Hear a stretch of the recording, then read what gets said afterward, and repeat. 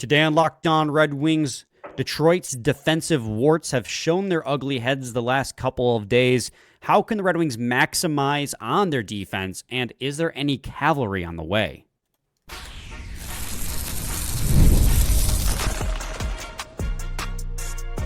You're Locked On Red Wings, your daily podcast on the Detroit Red Wings. Part of the Locked On Podcast Network, your team every day. Welcome back to the Locked On Red Wings podcast. We are your hosts, Brian Fisher and Scotty Bentley. We are part of the Locked On Podcast Network, your team every day, and we're available on YouTube. Got to let you guys know, before we get started, today's episode is brought to you by FanDuel. Download the FanDuel app now by visiting FanDuel.com and win $300 in bonus bets if your first $5 bet wins. All right, Scotty.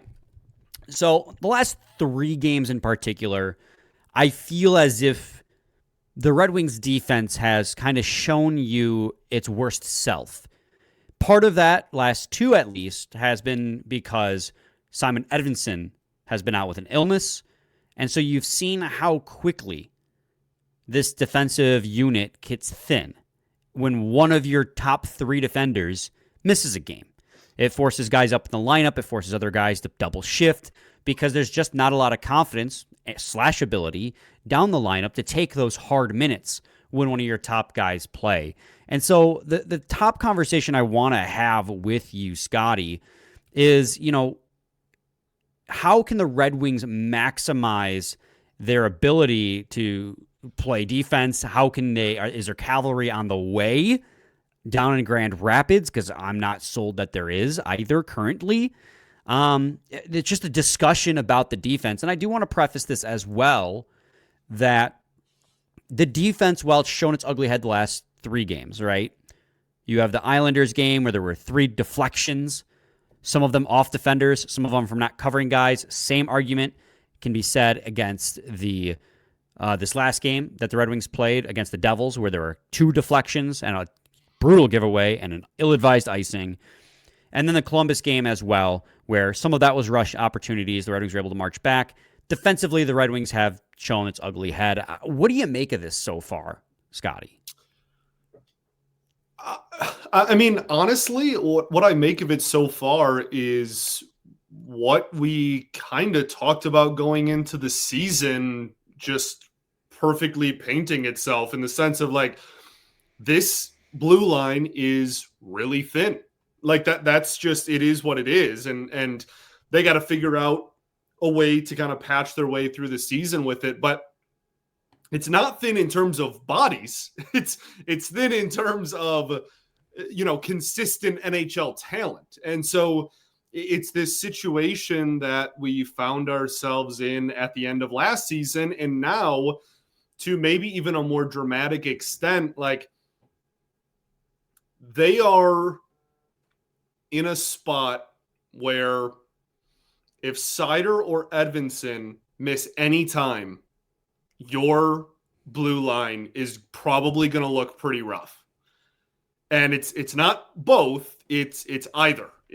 And I think that is, I mean, you mentioned the performance from the defenseman over the last couple of games that has directly correlated to Simon Edvinsson missing games. And Edvinsson is not at a perfect year either, right? Like we've talked about the penalties that he's been committing so far this season and kind of some of the smaller mistakes. But by and large, those two guys are carrying your blue line and are pretty, like I would say objectively, your 2 best defensemen on the roster. So it is this spot you find yourself in where if both of them are playing, it's not going to be an elite defensive unit, but it's not, they'll manage. They'll keep their heads above water. They'll be fine. Sherratt has had a nice kind of bounce back season this year. We've talked a lot about the depth defenseman. Aljo's been a fine third pair guy this season. Like they have bodies. It really is, to me, just down to how healthy can those two stay is the first part of it. And then the second half of the same conversation is I've said this before this season, not to put it all on one guy's shoulders. This feels like it's really kind of just dependent on how much growth you see from ASP the rest of the season. Like if ASP is a fringe NHL talent this year and doesn't take that big step forward till next year or the year after, then what I just explained, it's going to continue being the outlook for the blue line, and it's going to be how they continue to perform. And they're going to be completely contingent on two players. But if ASP, because he's the guy that has the untapped ceiling on this blue line, right? I mean, like Edvinsson and Seider too, you can argue, but like outside of those two, he's the one that still has like a lot of room to grow and could be a lot better. So I think that it really is keeping those two healthy and crossing your fingers that ASP can take big strides forward the rest of the way, because if that happens, then you finally start getting to have the conversation of, maybe even making deployments a little bit different for, Edvinsson or for Seider, which we talk about all the time, and the improvement of their depth, et cetera, et cetera. So those are the two kind of biggest talking points, I guess I'll say, that come out of the blue line when I look at it. Yeah, I think you hit the nail on the head where the failure and success of this blue line kind of relies on two things. It's the health of Moritz Seider, Simon Edvinsson, and honestly Ben Chiarot, right? Sure. You lose one of your two top left defensemen, and we saw with Simon Edvinsson how quickly these last two games that thinness shows itself. And Ben Chiarot's been having a really good year. In fact, both with Seider and with ASP, his underlying numbers looked pretty solid. Obviously better when you're playing with Seider, but he is maximizing more of ASP, and part of that is deployment as well, than Edvinsson was. And then to ASP's point, that is the other determining factor. And it's unfair to put that much of the defense's success or failure on a rookie's shoulders. I think way too much has been made of ASP going into the season. Like, people were inflating what he is going to be so much. And not to say that he's not a very talented player. He shows some incredible flashes of offense. I think he has a Shane Gostisbehere-like ceiling. But because of that comparison in my mind, I don't see him ever being like a shutdown defensive guy. And early on, they've been asking him to do that. They've put him on the penalty kill as well, and he's shown moments where he's been really good. But overall, I think he has looked relatively overwhelmed by the NHL level. And I don't think at this point in his career he is a second pair defenseman. I think he can get there, but the options outside of him just aren't there. We just saw 2 games of Travis Hamonic he had the fewest minutes of the ice, in fact, actually, against the Devils. You didn't even elevate his usage, and it still cost you. JBD hasn't been some dead ringer either. Outside, and this was the issue going into the season. That's why all offseason we were begging for Steve Yzerman to go out there and get a second right shot defenseman, because they didn't have one in the system that could be a solid 20, 22-minute night guy who's not going to kill you in the defensive zone. And Axel Sandin-Pellikka right now, for as much offensive upside as you see in spurts and in flashes, he's very much an unrefined player still. And I'm not sold he is handling these minutes to the best of his ability. And, Max Bultman made a really, really nice point earlier this week about how he is a player that really thrives on confidence. And I don't know how him being put out there in these actually bulk defensive zone deployments just by a hair, although he's playing some softer competition, getting sheltered some in all those minutes, is helping his confidence when he's a minus 11, right? A lot of goals are getting scored when he's on the ice. I do think there's a conversation at a certain point with ASP. Is there a bigger benefit for him to play on the third pair in an even more sheltered role, similar to the sheltered role we saw the Red Wings have with that third pair last season, be it Gustafsson or Justin Holl, over playing second pair minutes where he's getting crushed by tougher competition? Or do you ride it out for hoping he figures it out in those difficult minutes, because he ultimately still is your best option on the second pair, because Travis Hamonic and JBD aren't it either? Yeah, I mean, I think I mean, those are obviously what you're weighing is those two questions. Is I'm sure what's going through the coaching staff's mind too. I think something that you kind of touched on as well that I really want to drive home is like, this is a guy that has a really solid and high ceiling. Like his projected ceiling is like he's going to be a fantastic defenseman in the NHL. There is a difference between putting that expectation on him the second that he breaks an NHL team out of camp versus he will reach it at some point in his career over the next couple of seasons. And I think that is maybe the thing that I don't think the organization struggles with it. I think that's more of a fan perspective of just kind of like, okay, well, this, there was a lot of hype around him, et cetera, et cetera. It's like, okay, well, yes, but that does not happen the second that he steps onto NHL ice for the first time. That is a process. And to your point, what is better to get him to reach that ceiling, limiting his role or even considering sending him down, or continuing to play him in kind of a forged by fire situation. And I think right now they're hoping that it's the forged by fire situation, right? Because as we've already said a few times, if it's not him, that like ultimately I know we got to get to a break here. Ultimately, we can talk about development until we're blue in the face, and that obviously matters. But if you are truly trying to put the best Detroit Red Wings lineup together every single night, using every single player in the entire Red Wings organization, including, the farmhands and whatnot, he is on your second pair. Like, right. That is the situation you find yourself in. Like, so and that's probably, a little bit of the blame there goes to the general manager, Steve Yzerman, for not providing the team with a better option. He's being thrust into a role I personally believe he's not quite ready for. His goal share, 5-on-5, he's been out there for 8 goals for, 16 against, the second worst on the team outside of Travis Hamonic. Big difference here is ASP has played twice as many games as Travis Hamonic, basically. So of the guys who play every night, ASP has the worst goal share. And, the offense right now isn't to the point where it's making up for those warts, right? Shane Gostisbehere, going back to that comp. Sure. Shane Gostisbehere scored 57 points here, and he was an established NHL veteran. So I'm not expecting Axel Sandin-Pellikka to do that.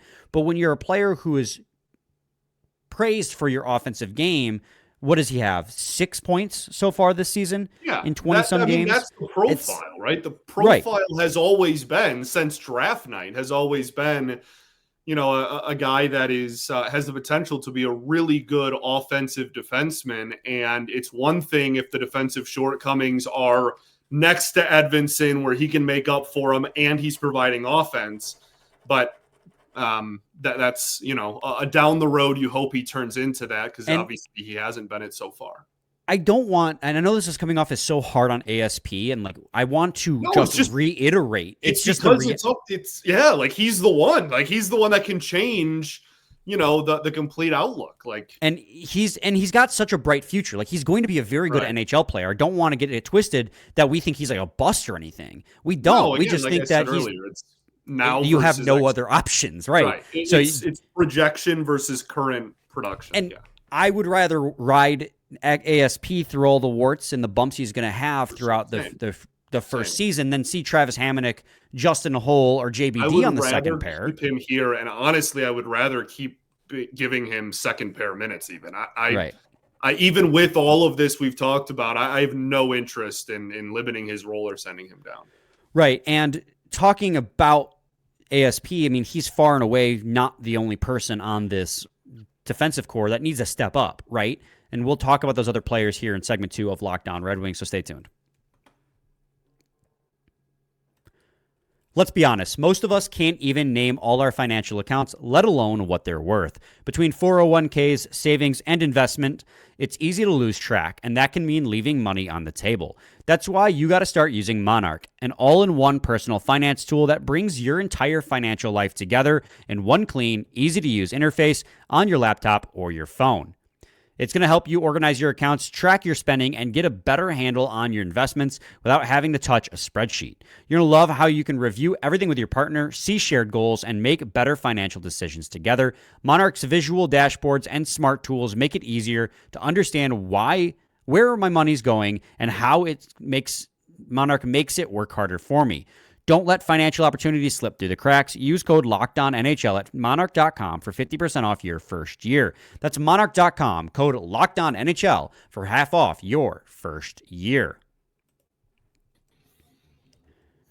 Segment 2, Locked On Red Wings podcast. Scotty, I don't see other players on this roster got to step up, right? Like you're flush with at least third pair caliber guys. Albert Johansson has had, I think, a decent year so far. I think he hasn't necessarily had the big step up we were hoping for, but I think at the same time he's held his own down there on the third pair for the most part. Definitely some warts along the way. Would hope to see more out of him. Travis Hamonic, we've obviously talked about a lot. For the most part, he's been a serviceable third pair defenseman, but when he's bad, he's bad. JBD hasn't looked that much better. When he plays his games, shows you some of that offensive upside he's been sold on, but he and Albert Johansson aren't good enough defensively together to play lots of defensive zone minutes, so you end up sheltering them then at the cost of guys like Moritz Seider. You have Justin Holl and Eric Gustafsson in the system. Like, where's the cavalry? Is there any cavalry along the way, or is this a situation where you got to find a way to make these defensive pairings maximized as best you can? I don't think there is anybody on the way. And I think the players that are on their way are Gustafsson and Hall. Like, I don't think that there's anybody down in Grand Rapids right now that again, like and I give them credit for it. They pulled trig on all of the youth coming out of camp. They were like, you know what? We didn't get any free agents. It was really rough for really all NHL teams outside of a couple to land free agents this year. We're going to inject talent from within and hoping that it works and see what kind of year we have. I don't think there's anyone down there that's like on the cusp of being NHL ready. I mean, they could just throw bodies out there just to like change it up a little bit if they wanted to. But I don't know if there's anybody down there that's going to be quote unquote more productive than the NHL depth at blue line that they already have. Yep. And here's the part where I share my screen, Scotty. Awesome. You sounded so thrilled. As you can see, this team is so heavily reliant upon the top pair. Moritz Seider, Simon Edvinsson, and Ben Sherratt get the bulk majority of the defensive zone deployments. And when you look at this x-axis down here, this is your offensive zone deployment percentage. Keep in mind this is putting the offensive zones up against the defensive zone starts. So it takes out neutral zone and it takes out on the fly, where most of your start zone shift starts are going to come is on the fly. So this is strictly offensive zone starts versus defensive zone starts. And you can see Moritz Seider, more often than not, over 55% of the time is placed in the defensive zone to start his shifts against, that's the y-axis, the quality of competition, the toughest competition the team has to offer. You'll see Simon Edvinsson and Ben Sherratt here are a little bit lower. That's because, they've been going on again, off again with both those guys as Seider's pair. You can see Simon Edvinsson, since being paired with Moritz Seider, has really picked up his game. It's a case of if you can't have your top pair playing well, or let me rephrase that. It's a case of your top pair has to be your workhorse. And that makes sense. That's the case with every NHL team, but we've been saying it for years. It's more the case with the Red Wings top pair than anything else, because down the pairs, we've already talked about some of the defensive struggles ASP has had. You don't have faith in Albert Johansson, it seems. The Red Wings don't, at least, or Jacob Bednar-Docker to play bulk defensive zone deployments. You can see it on this graph. ASP, Johansson, and Docker get some much easier quality of competition and offensive zone deployments. The one exception to this rule here is Travis Hamonic, who you can see, Scotty, is pretty much split evenly 50-50 with D-zone offensive zone deployments and tougher competition than some of his peers. And I think a lot of that has to do with because historically in his career, he has been very reliable at that. And if you can use him in that way, it allows you to free up Moritz Seider a little bit if that pair can take on a little bit more offensive zone or defensive zone workload. And it has worked to a degree. I think that does help. I don't know if it's Travis Hamonic's pair in particular, but that emphasis on getting Moritz Seider more offensive zone deployments has helped him tremendously in having a great start to the year, a 57 points pace, as well as having some of the best defensive numbers, that and just natural growth by Moritz Seider. But if you don't have Moritz Seider and you don't have Simon Edvinsson, and heck, even the season it's Ben Sherratt, you don't have much in terms of defense. And I think you're right. I don't think cavalry is on the way because we know what Eric Gustafson is. You know what Justin Hole is. I think William Wallinder is a NHL caliber defenseman, but I think it's probably as a third pair guy. You already have enough of those. I think Shai Buyam is NHL caliber defenseman. I think he might have second pair ceiling, but he's hurt right now. William Lagesson, you already know who that is. So with the Red Wings, they have got to find a way to get the most out of the defensemen that they have if they want to survive. And honestly, the biggest area for growth on the ice is teaching these big guys to play big in front of your own net. How many goals these last few games between the Islanders, the Columbus Blue Jackets, and the New Jersey Devils were scored because of the fact that the Detroit Red Wings were not playing hard and pushing guys out from in front of their goalie when you have a 6 foot, I guess it's been retroactively changed to 2, Moritz Seider, a 6'6", Simon Edvinsson, a 6'3", Ben Sherratt. Like, you have big players who just aren't playing big enough in the net front. Particularly, Travis Hamonic, we saw against New Jersey Devils, skating away from contact on the first one. Mental gap, I don't know. Simon Edvinsson has to get stronger as well and use his size. But when you're talking about maximizing those players, again, it comes down to those details, those small details. And of course, it sucks, but getting more out of ASP is going to go such a long way. Just to wrap back to that conversation. Yeah, and it's again, it really just is if you take every single NHL defenseman in the Wings organization, the third highest ceiling among them is ASP. Like, that's really, if you want to, what'd you call it yesterday? TLDW. Like, that's it. It's like the reason why he's such a big talking point is because he is the one that can elevate this blue line more than probably anybody else just based on his play this year. Well, and I don't want to excuse Albert Johansson either. I mean, Albert Johansson was a guy who had a really strong year last year. He was elevated up in the lineup, probably higher than he should have been, playing second pair minutes with Simon Edvinsson, and looked good for a large part of the season up until he began to fade due to the length of the NHL season in the last quarter of the year. I think expectations for him were pretty high, especially with I don't even want to call it, it's not even a demotion. It's being asked to be the guy on the third pair. I mean, of all of the third pair guys, he's the only one who's played every single game. He hasn't missed one because he's the workhorse on that pair. He's got incredible ability to move the puck. You've seen him be able to defend the puck despite being a slightly smaller frame, and he's great in transition. But even in these sheltered deployments, I don't think we've seen quite enough of him. So he's another guy, too, that, well, obviously a lot hinges on top four because ASP plays a lot of minutes. But even on the third pair level, like, you need to see a little bit more out of Albert Johansson, too. For sure. Yeah, I mean, and the difference is we have an expectation that ASP can be a really, high-end defenseman in the NHL, and that's been bestowed upon him for a while. Aljo had a solid year last year, for sure, and stepped up in a big way. But I mean, on this show, like the entire year, we continued to say like, oh, he's been really good, but like, this is probably a guy you want as your third pair, like long-term. And we said that going into the off season as well. Like, expectations are just different. That's all. Yeah. Scotty, let's head to a break. When we return, we will preview the game against the Nashville Predators. So stay tuned. Same, almost signed off there by accident. Segment 3 coming up. Sometimes, Scotty, it just, the mouth goes on autopilot and the brain doesn't process. It's rough. Today's episode is brought to you by FanDuel. The NBA is back, and there's no better place to get in on the action than FanDuel, the official sports betting partner of the NBA.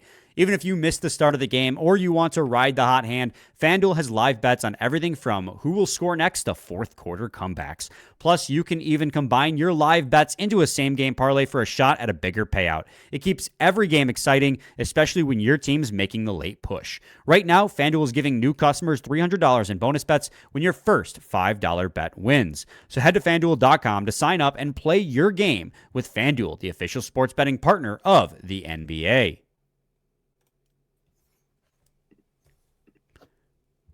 Segment 3, Locked On Red Wings podcast. Red Wings play the Nashville Predators tonight, Scotty. The Predators are maybe the worst team in the NHL this season. They might be the only team that by the deadline is going, we got to tear it down, because it didn't work last year. It's not working this season for them. They're 6-12-4. They're last place in the Central Division. If they're not last place in the league, they're pretty dang close to it. They are led up front right now with Philip Forsberg, 16 points in 22. Ryan O'Reilly, 13 points in 22. Not a single player on their team has broken 10 goals yet, 20 games into the season. Scotty, Nashville Predators, thoughts? Yeah, I mean, they're terrible. When you look at the production, it's fascinating to see the fall off. And like, when they signed Stamkos, even, like, there was kind of an expectation of like, okay, this is their last hurrah type of move, right? Like, it's that they have a pretty old core that has slowly been taking steps back over the year. This is going to be their one, like, last hurrah, we're going to make a run at it thing. And obviously last year didn't go very well for them either. They are dead last in the NHL in goals for a game. They are 28th in goals against, which makes them 32nd in goal differential. They are a bottom 10 power play. The penalty kills have actually been like middle of the pack this year. They are 32nd in save percentage. Like, they are legitimately dead last in a handful of stats. And not only that, but the Red Wings are playing at home. Like, there really is no reason for the Wings. They'll be heavily favored. There's no reason for them to lose this game. No, this is a game that, in my opinion, is a you got to have it win, because there's not many games on the schedule, especially in a year like this, where the top teams, especially in the Eastern Conference, are coming back down to earth a little bit, and your bottom teams are coming up. Everyone's kind of in the same frothy middle, as we like to say. Nashville's not. They're like clearing away the worst team in the league. They're 16 points on the season, dead last, 3 points fewer than the next worst team, which is the Cavalry Flames. You got to win this game. And you know what's interesting about this, though, Scotty, is they have, I think, the third fewest shot attempts against at 5-on-5 in the league. So, that would indicate that they're pretty good at suffocating offenses, but they also have the second worst goaltending. It's the fourth fewest shot attempts, by the way. Fourth fewest shot attempts at 5-on-5, but their team save percentage at 5-on-5 is the second worst in the league. Yeah. They're not getting goaltending. Like, not from either goalies. With at least the Red Wings, you can say Cam Talbot's been good, but UC Saros has got an 8.89 save percentage. Yeah. Eustace and Noonan has got an 8.36 save percentage. So, I mean, while the Red Wings are far from a perfect team, despite, and that's the thing, too. It's like, this is probably a pretty negative episode about problems that we see with this team. There's still, second place in the Atlantic Division. They're still playing pretty good, consistent hockey. They just struggle to score and sometimes don't get clutch goaltending. In fact, the defense is probably the number 3 on the reasons why this team will have issues behind goaltending and scoring depth. But it was just, we've talked about those other things before. The Red Wings, while being far from a perfect team, are still a better team and have a lot more going for them than the Nashville Predators right now. The Red Wings have a top 15 power play, a top 15 penalty kill. They take a lot of shots. They get a lot of scoring chances. They just can't finish on them. So it's just, this is a team that the Red Wings should beat, which means they won't. Right. You mentioned the goaltending. So just to like put it in perspective and to kind of contextualize just how bad their team save percentage is, Nashville's, Detroit has the 4th worst team save percentage in the NHL. They're 28th with an 871 save percentage. Nashville is 32nd, and theirs is 857. That is remarkably bad. 850? Like we're pushing an 850 save percentage between all goalies. That's not just like one guy is struggling, whatever. That's their team save percentage. That is remarkably poor. So, yeah, I mean, this is Nashville worst goaltending team in the NHL against Red Wings team that can't score the puck. So it'll be an interesting matchup in that regard, I guess. All right. Scotty, the final thing we have on the docket, Ben Sherratt was fined $2,000, the maximum allowable under the CBA, for a spear on a Nemitz in the New Jersey Devils game. When we recapped the Devils game, we didn't know it happened. Either I missed it or there wasn't a lot of focus on it from the Red Wings broadcast. I saw it on social media after the game had ended, and that informs me as to why Siegenthaler went after Raymond. It's like, you go after our guy, I'm going to go after your guy. I have zero problem with the fine. It was a dirty move by Sherratt, and I'm sure, he got all of what he wanted on that spear. And he probably knew that doing so would get him a fine. So I got no qualms with them finding Ben Sherratt. I'm a little annoyed that Siegenthaler didn't get a fine for the blatant, dirty interference at center ice, but that's a different story. Yeah, no, it's a deserved fine. Right. It was deserved. He earned it. So, sure. He earned all $2,000 of that spear. Scotty, do you have any final thoughts? We bowl. We do bowl. We'll be back with a new episode tomorrow, recapping the game against the Nashville Predators. Stay tuned for that. Same time, same place. It's your team every day. Yeah.